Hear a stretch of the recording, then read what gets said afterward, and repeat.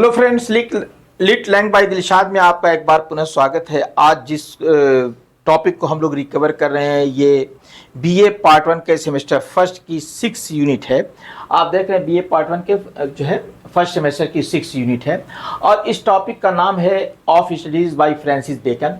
Francis Bacon एक बहुत ही मशहूर जो है ऐसे राइटर था। ये केवल एक मशहूर ऐसे राइटर ही नहीं है बल्कि इसे फादर ऑफ एसेज कहा जाता है।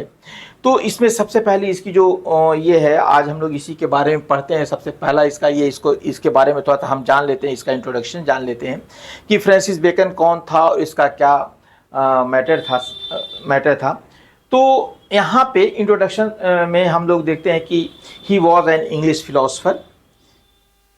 फ्रांसिस बेकन 1560 से 1626 ईस्वी तक था और वॉज एन इंग्लिश फिलोसफर। वो इंग्लिश फिलोसफर था, दार्शनिक था, एसेइस्ट था, साइंटिस्ट था, स्टेटमैन था, राजनेता था ड्यूरिंग द रेनेसा पीरियड के समय में। रेनेसा ये एक समय का नाम है, एक पीरियड का नाम है, उसमें ये था। यानी कि यही 16वीं शताब्दी जो है इसे रेनेसा का दौर कहा जाता है। इसे रेनेसा को जो है पुनर्जागरण काल के नाम से जाना जाता है। इसको ये टॉपिक में आएगा, इस पर डिस्कस होगा। He is known as the father of the English essays. I have told you कि वो फादर ऑफ इंग्लिश एसेज कहा जाता है। His essays are famous for their brevity. उसका जो ये है, उसके जो एसेज हैं वो ब्रेविटी के लिए मशहूर है। सबसे पहले संक्षिप्तता के लिए मशहूर है, विजडम चतुराई के लिए मशहूर है और जो है wisdom and aphoristic style. Aphoristic style उसको कहते हैं जैसे सूत्रात्मक, जैसे उसको कहते हैं सूत्रात्मक शैली, उसको कहते हैं जो शार्ट में बहुत बड़ी बात कह दी जाती है, ठीक ना। जैसे कहते हैं नाचने जाने आगन टेढ़ा, है ना। तो इस तरीके की चीजें होती हैं, एफोरिस्टिक स्टाइल में कहता है। Beckons writing reflects a practical and intellectual approach. ये जो सबसे पहली चीज जो है ये जो लिखता है वो Bacon writing the reflects the intellectual approach. ये एक बहुत अलग तरीके से जो है लोगों के सामने लेके जाता है कि उसको कोई काट नहीं पाता है, इस तरीके की बात आती है। नेक्स्ट इसमें आता है approach to life. He introduce scientific and empirical method of thinking. वो जो है ना वो वैज्ञानिक और जो है इंपेरिकल अनुभवजन्य, यानी कि जिसको वो जो है अनुभव से प्राप्त कर लेता है, जो सीख लेता है अनुभव करने के बाद ही, यानी कि प्रैक्टिकली करने के बाद ही वो प्रस्तुत करता है। ये उसके ऐसे एसेज हैं। हिंदी को थोड़ा सा मैंने आपको दे दिया है, हिंदी का बहुत ज़्यादा ये मत लीजिएगा। देखिए जो मैं भटक जाता हूँ ना, वो क्या होता है कि उसी हिंदी पर मेरी नज़र चली जाती है और जब भी इंग्लिश बोलने वाला या इंग्लिश पढ़ने वाला जब भी हिंदी पे जाएगा ना तो उसको प्रॉब्लम होगी। तो आप भी हिंदी से ज़्यादा बचिए, हालांकि मजबूरी है क्योंकि बहुत से लोगों का कमेंट आता है कि नहीं थोड़ा सा हिंदी भी बताइए, तो ये मजबूरी है, ये बताना पड़ता है। इसका आइए introduction to the essay of study के जो है इंट्रोडक्शन देख लेते हैं। ये क्या चीज़ है इसमें। Of study is one of Bacon's most popular essay. ये एसे के बेकन का जो एसे है उसमें बहुत ही मशहूर एसे है of study. It explores the importance, uses and limitation of studies. ये क्या कहता है, द इम्पोर्टेंस, इट एक्सप्लोर्स, ये बताता है, ये शो करता है, क्या था इम्पोर्टेंस किसको, of studies.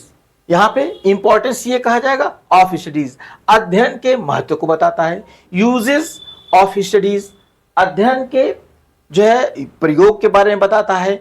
And limitation of studies, और जो है उसकी लिमिट के बारे में बताता है कि how much you should to study. ये बहुत शानदार इससे है, विशेष प्रकार से उन स्टूडेंटों के लिए, उन छात्रों के लिए जो पढ़ने के बारे में कुछ नहीं जानते हैं कि how much and how we should to read. तो ये बहुत आर study. Bacon emphasises how studies shape character. और फिर वो एक बताता है, वो आगे बताता है कि ये जो स्टडी है, ये अध्ययन है, ये कैसे emphasise how studies shape the character. ये कैरेक्टर को कैसे बनाता है, कैरेक्टर को कैसे ये एक शेप देता है। ये बात ये करता है कि कैरेक्टर को ये शेप कैसे देती है। डेवलप जजमेंट, और आपके अंदर फैसले करने का की ताकत पैदा कर देती है। Develop judgment and enrich discourse, and enrich discourse, किसी भी विषय पर गंभीर चर्चा करने के लिए आपको एनरिच कर देती है, आपको भर देती है। एनरिच के माने अमीर बनाना होता है किसी भी चीज में, और ये डिस्कोर्स के माने चर्चा, किसी विषय पर चर्चा। तो ये आप अगर आप अध्ययन किए रहेंगे तभी तो आपके पास मटेरियल होगा, तभी तो आप बात करेंगे कि क्या चीज है, आपने कितना इसमें अध्ययन किया है, किस बात पे आप डिस्कस कर रहे हैं। यही अगर बैठ जाएंगे तो कोई ये नहीं है। तो अध्ययन जो है आपको जो है किसी विषय पर चर्चा करने के लिए आपको एनरिच कर देती है, आपको धनी बना देती है। The essay provides practical devices about why, how and when to study.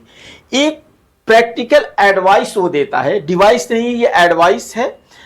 The essays provides a practical advice, एक वो प्रैक्टिकल एडवाइस देता है, एक उपयोगी सलाह देता है, एक प्रायोगिक सलाह देता है। किस पे? क्या चीज? अबाउट व्हाई, हमें पढ़ना क्यों है, हाउ, हमें कैसे पढ़ना है, एंड व्हेन, हमें कब पढ़ना है। ये सारी चीजों के बारे में वो बता रहा है। आगे अगर हम बात करेंगे, इसकी हिंदी भी जरा सा देख लीजिएगा। सॉरी, हमें कब पढ़ना है, making it timeless and relevant even today.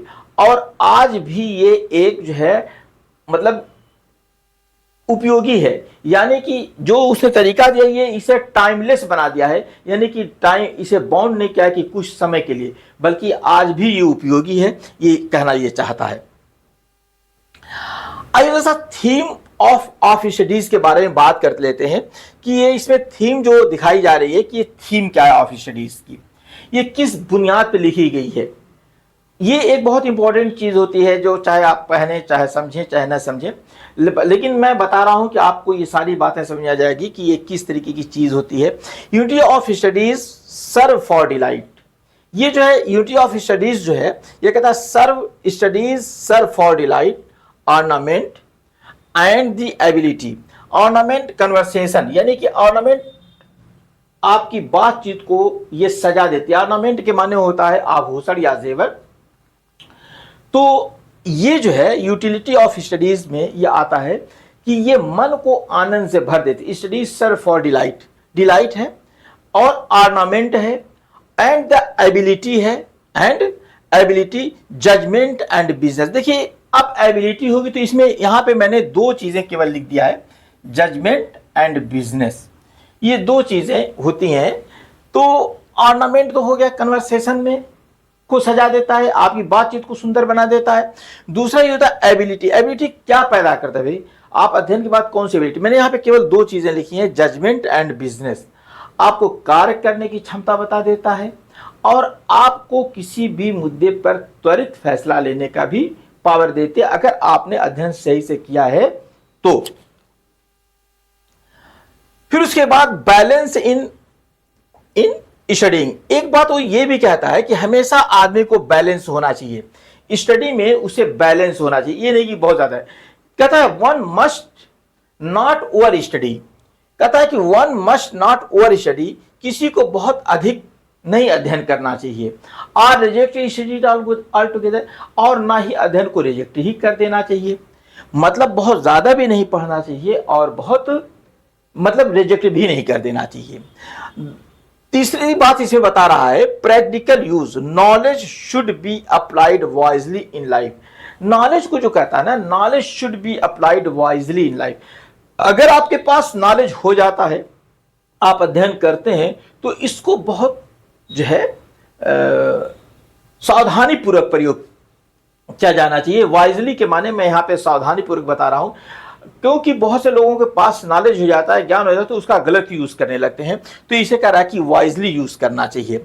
Different book different purpose, अलग अलग तरीके की बुक होती हैं और उनका अलग अलग उद्देश्य होता है। हर बुक का हर जो है एक अलग अलग उद्देश्य होता है, ये इसमें बात कर रहे हैं बेकन।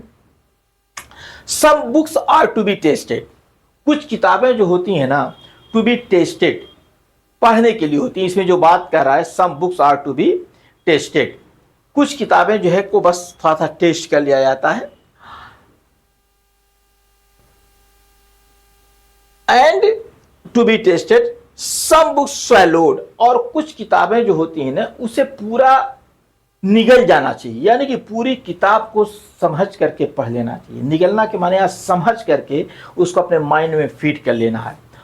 और कुछ को and some chewed and digest, और कुछ को ना बिल्कुल चबा चबा के बहुत ढंग से, कुछ किताबें ऐसे ही पढ़िए और उसको अपने माइंड में फीड कर लीजिए। लेकिन कुछ किताबें ऐसी भी हैं जिनको आपको बिल्कुल बहुत ही सावधानी पूर्वक, जैसे थारो स्टडी, कुछ किताबों को थारो स्टडी करना चाहिए, बहुत गहराई से उसका गहन अध्ययन करना चाहिए। ये मेरा कहने का मतलब है, ये कहने का मतलब है फ्रांसिस बेकन का। हिंदी का थोड़ा सा मैंने यहाँ क्लू दिया है, हिंदी पे बहुत ज्यादा डिपेंड मत रहिएगा, बस समझने के लिए काफी है हिंदी। आइए समरी ऑफ स्टडीज को देख लेते हैं कि इसकी समरी क्या है, इसमें समरी में क्या क्या चीजें आती हैं। सबसे पहले ये एस्से जो होता है, Bacon begins the essay by stating that study serve three purpose, अध्ययन तीन तरीके से आपकी सेवा करता है। ये क्या बताता है? स्टडी सर्व थ्री पर्पस, ये तीन उद्देश्य से यह आपकी सेवा करता है। सबसे पहले डिलाइट, ऑर्नामेंट एंड एबिलिटी। इसमें ये देखिए अलग अलग फिलोसफर अलग अलग तरीके की बात कहते हैं। एक फिलोसफर कहता है कि books are studied only two purpose, दो उद्देश्य के लिए पढ़ी जाती हैं। एक तो होती है टू एंजॉय एंड दूसरे टू बोस्ट। आप तो आनंद के लिए पढ़ते हैं या बोस्ट के लिए पढ़ते हैं, लेकिन ये यहाँ पे तीन चीजें बताता है। एक डिलाइट, आनंद के लिए। ऑर्नामेंट मैं पहले बता चुका हूं, ऑर्नामेंट माने बातचीत की शैली में सुंदरता पैदा करने के लिए। एंड एबिलिटी, और एबिलिटी को मैं बता चुका हूं कि एबिलिटी माने, मैंने इसमें दो चीजें बताई थी कि बातचीत करने की एबिलिटी, सुंदरता, और वो जजमेंट का, ये इसमें मैंने बताया था कि आप किसी चीज पर त्वरित जजमेंट ले सकते हैं। एबिलिटी का अर्थ यहां पे ये है। He was that excessive study, वो कहता है ना कि अगर बहुत ज्यादा आप अध्ययन करते हैं, लीड्स टू लेजीनेस, ये लेजीनेस की तरफ लेके चला जाता है। बहुत ज्यादा अगर आप अध्ययन करते हैं तो ये आपको लेजी बना देता है। And too much practical experience without study में लीड टू नैरो माइंडेडनेस, और बहुत ज्यादा एक्सपीरियंस जो है विदाउट स्टडी में लीड, आपको अगर आप बहुत ज्यादा and too much practical experience, और बार बार आप प्रैक्टिकल एक्सपीरियंस करते हैं विदाउट स्टडी, बिना अध्ययन के, में लीड टू नैरो माइंडेडनेस, आपके अंदर नैरो माइंडेडनेस आ जाएगी, आपकी धारणा संकुचित हो जाएगी, ये कह रहा है। He emphasise that reading broadens the mind, उसका कहना यह है ना कि रीडिंग जो है ना आपके माइंड को ब्रॉड करती है। ब्रॉडेंस योर माइंड, ब्रॉडेंस योर माइंड। और राइटिंग इंप्रूव्स, राइटिंग जो होती है वो इंप्रूव करती है। क्या है? प्रेसिशन, प्रेसिशन के माने स्पष्ट या यथार्थ होने के गुण। देखिए अगर आप बार बार राइटिंग लिखते हैं तो देखिए यहाँ पे मैं बता दूं कि अब मैं जब ये आपके क्लास की स्क्रिप्ट लिखता हूं तो एक बार लिखा तो पता ये लगा कि नहीं यार इसमें तो ये सारी चीज़ें इस तरह से हैं, वो एक माइंड मेकअप करना पड़ता है। तो यही ये कहता है कि अस्पष्ट, और जब बार बार आप लिखेंगे और ज़्यादा लिखेंगे तो ये आपको अस्पष्ट या यथार्थ या सच्चाई होने के गुण पैदा कर देता है। इसलिए ये लिखने की भी बात करता है कि आप बार बार लिखते रहिए।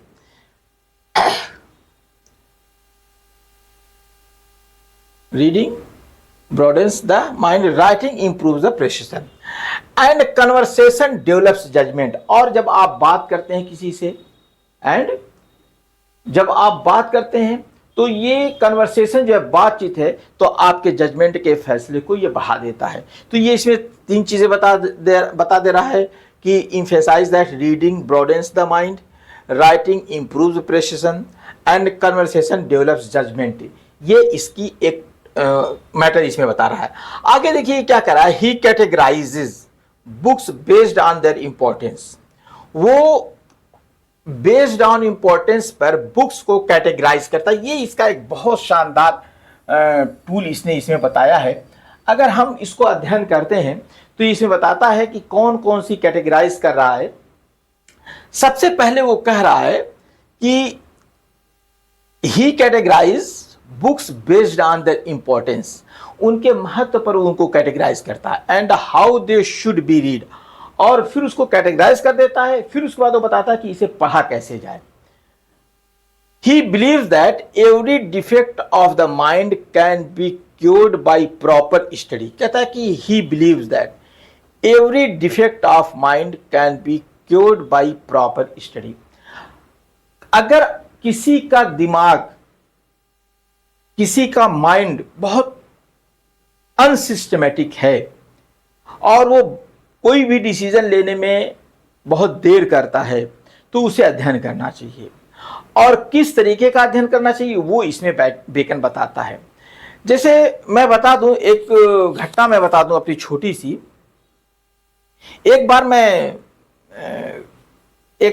बहुत परेशान था, तो मुझे उन्होंने कुछ ऐसे राइटर्स का नाम बताया जो मेरे माइंड में फिट नहीं हुए। फिर उसके बाद मैंने कहा यार, मैं इन राइटर्स को भी पढ़ सकता हूं, मैं इन लोगों को भी पढ़ सकता हूं। तो मैंने जब उनका अध्ययन किया तो मेरे माइंड का क्या है, थॉट्स बहुत ज़्यादा चेंज हुए। तो ये चीज़ ही इसमें ये कहता है कि अगर आपके दिमाग में, ही believe that every defect of the mind, अगर आपके दिमाग में कुछ गड़बड़ हो गई है तो आपको अध्ययन करना चाहिए। By cured by proper study, एक अध्ययन से आप, प्रॉपर उचित अध्ययन से आप उसको इलाज कर सकते हैं। फॉर इंस्टेंस, और इसमें दूसरी बात कह रहा है, उदाहरण के लिए कह रहा है, हिस्ट्री मेक्स मैन वाइज। अगर इसमें जो ये बात अपने के लिए अब वो कह रहा है कि क्या क्या चीजें हैं, किस तरीके के आप डिफेक्ट है आपके माइंड में, तो इसमें ये कह रहा है हिस्ट्री मेक्स मैन वाइज। अध्ययन जो है ना, उदाहरण में वो प्रस्तुत कर रहा है कि हिस्ट्री मेक्स मैन वाइज। अगर आप इतिहास को पढ़ते हैं तो ये आपको चालाक बनाता है, क्योंकि ये इतिहास में बहुत सी घटनाएं हैं, किस कारण से ये घटनाएं घटी थी ये उसमें बताया जाता है। मैथमेटिक्स मेक्स देम एक्यूरेट, और मैथमेटिक्स बिल्कुल एक्यूरेट ही बताता है। मैथमेटिक्स पढ़ने वाला हमेशा एक्यूरेट चीज को ये करता है, वो मानता नहीं किसी चीज को, ऐसा नहीं हो सकता है ना। तो ये कहता है mathematics makes them accurate and so on, इसी तरीके की वो बातें कहता है। Bacon ends the essay by advising readers to use studies not for show और आर्गूमेंट। कहता है ना कि आपको अध्ययन जो है ना अपनी शोबाजी के लिए नहीं करना चाहिए, और ना फालतू की, यहां आर्गूमेंट्स के माने फालतू की बहस के लिए, but for personal growth and guidance, बल्कि अपनी पर्सनल ग्रोथ के लिए आपको शिक्षा प्राप्त करना चाहिए, अपनी पर्सनल गाइडेंस के लिए आपको शिक्षा प्राप्त करना चाहिए। देखिए, एक चीज जो है, आप दूसरे की ग्रोथ, दूसरे से बहस करेंगे तो आप उलझेंगे। तो इसमें ये बात कह रहा है कि अपनी पर्सनल ग्रोथ और अपनी पर्सनल गाइडेंस के लिए ही शिक्षा प्राप्त करनी चाहिए। हिंदी का थोड़ा सा मैंने यहाँ पे क्लू दे दिया है, आप इसको देख लीजिएगा वीडियो को, या स्क्रीनशॉट कर लीजिएगा या स्लो करके देख लीजिए। थोड़ा सा कंक्लूजन में देख लेते हैं, इसमें कंक्लूजन में ये क्या कह रहा है, थोड़ा सा एंड देख लेते हैं इसका। फ्रांसिस बेकन से study is a timeless essay, ये हमेशा कायम रहने वाला, timeless, it means it is not bound in time, filled with wisdom and practical advices, ये विजडम से, चतुराइयों से भरा हुआ है। Written in aphoristic, formal and didactic style, ये अफोरिस्टिक स्टाइल में लिखा गया है। इसे जो अफोरिस्टिक स्टाइल, ये एक है शिक्षाप्रद शैली, डिडैक्टिक स्टाइल और फॉर्मल स्टाइल, ये सारे एक एक फॉर्म में है। इसको भी हम लोग धीरे धीरे डिस्कस करेंगे। थोड़ा सा आज बस आप इतना ये जान लीजिए, इसमें अफोरिस्टिक, सूत्रात्मक अभी मैंने पहले बता दिया था, औपचारिक और शिक्षाप्रद शैली में लिखा गया है। ये हिंदी मैंने इसीलिए लिख दिया है कि कहीं अगर थोड़ा सा आपको परेशानी हो तो इसको पढ़ लीजिएगा। The essay encourages readers to study wisely and have apply knowledge in life. वो कहता है कि इसको बहुत ही वाइजली पढ़ना चाहिए, अर्थात सावधानी पूर्वक पढ़ना चाहिए, और अप्लाई नॉलेज इन लाइफ, और ज्ञान को अपने जीवन में प्रयोग में लाना चाहिए। It remains one of the most quoted and admired essay in English literature. आज इंग्लिश लिटरेचर में के अध्ययन में इसको एक मोस्ट कोटेड मान लिया गया। बहुत सी जगहों पे इसका कोट आपको मिलेगा, यानी कि एंड एडमायर्ड एस्से इसकी प्रशंसा की जाती है। तो दोस्तों ये फ्रांसिस बेकन का एस्से था जिसको मैंने आपको बता दिया है और आपने इसको सीख लिया है। अगर ये वीडियो अच्छा लगा हो तो अपने दोस्तों को, अपने पढ़ने वाले दोस्तों को जो ग्रेजुएट पोस्ट ग्रेजुएट में अध्ययन कर रहे हैं उनको आप इसे फॉरवर्ड कर दीजिएगा, शेयर कर दीजिएगा। लाइक करना कतई मत भूलिएगा और कमेंट ज़रूर कीजिएगा कि व्हाट यू नीड, आपको आवश्यकता क्या है, आप चाहते क्या हैं। मिलते रहेंगे इसी प्रकार के वीडियो में। तब तक के लिए आप जो है वीडियो को चैनल को सब्सक्राइब कर लीजिए ताकि आपको नया नोटिफिकेशन मिलता रहे। Thank you.